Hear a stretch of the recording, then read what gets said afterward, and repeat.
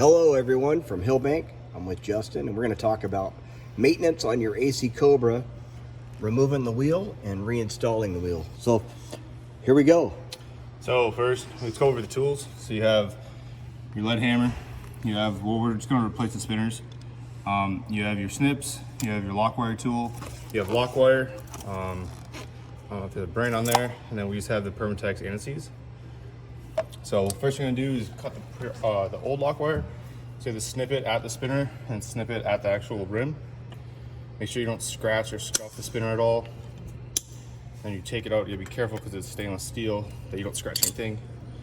And then you're gonna retain the vacuum hose. Okay.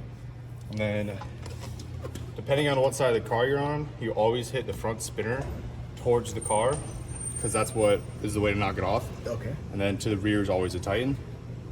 So we're just gonna give it a couple taps. Okay, we'll pause.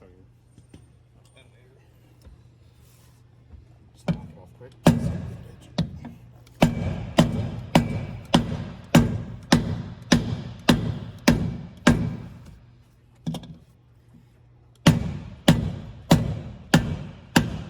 And that's why we use a lead hammer. Yep. So it takes a little bit of effort, but as you can see, you can do it without hitting the wheel. And Justin has a lot of practice, but this is just something that needs to be done and done properly. So, all right, and off she goes. Okay, now that we've removed the spinner, it's time to reinstall. And here we go. Justin's going to show us the proper way of installing. Okay, so since this is a fresh spinner and there's no anti-seize on it, what we're gonna do is we're gonna take some anti-seize, put some on the inner threads, so when it spins on, it can get all those threads, and then you're gonna put it on the outer lip of the mating surface, just so it doesn't friction lock. And then this way, when you have to take your tires off, it's easier to get off. Yeah, and especially if you've been in a wet climate, right? Yep. All right, so Justin, maybe explain too on if you start to thread it and it's binding. Yeah, so when you're threading it on and if you don't have a smooth turn with like your hand, if you have to hit it at all, I'd make sure that you're not cross threading because since this is a stainless steel spinner, you can actually mess the threads up. So once you get it on, you just gotta make sure you tighten it by hand. It's all good.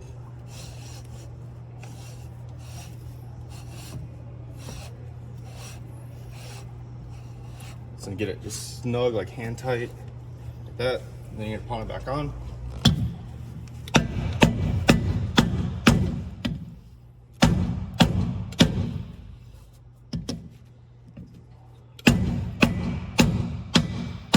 When you hear that pitch change, that's how you know it's tight. It's tight.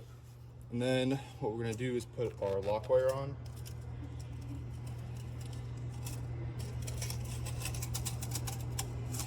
You take your chunk of lock wire, snip it to the length.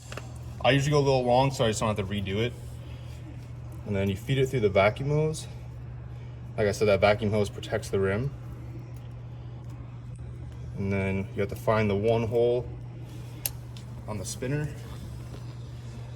And then the way that you do this, so you have to think that if we had to hit the front of the spinner on or off to get it off, so you have to hit this way and hit this way to tighten it. So you have to make sure that when you put the lock wire, it's going towards as if you're tightening it, so that way it has tension on it so it can't loosen it all.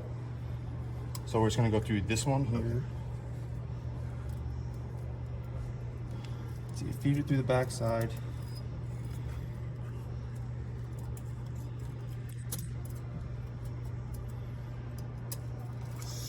Like I said, just gotta make sure that you're really careful when you're feeding it through that you don't scratch the rim with the stainless steel lock wire. And you orientate it towards that hole, and you'll grab your lock wire tool, which you can get these from Harbor Freight, pretty much any of the tool store will have them. And you grab right where the hole's at. You have to pinch both sides in it. Make sure you get a good grab on it because otherwise it'll slip off. And then you lock it down. I turn it a little bit just to make it easier. And then with that excess lock wire, I usually just wrap it around just so it doesn't spin and hit the rim at all. Then you grab the back of the tool, spin it a couple times so it's good and tight. You don't want to overspin because it'll snap. That actually makes it weaker. So once you have the proper length, You go to the back side of the spinner, and you take one of the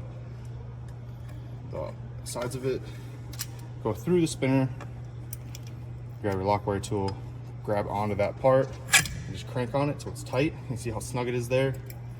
Then you're just gonna grab both parts of the wire, go about 1 inch or 2 back, do the same thing as before, lock it in.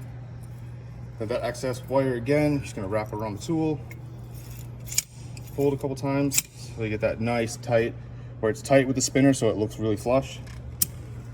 Undo it, I'm just gonna snip that excess off. So then you have a little bit of a flap here, and all you do is take it and you bend it over itself. Just like that. Right. That's how you do it. Well, pretty simple, but really important so that you take care of your car. So this is probably something, really wouldn't hurt to do this really once a year. No. So if you have any questions, don't hesitate to call us, Hillbank Superformance. But this is just one tech tip for the day. Thank you, Justin.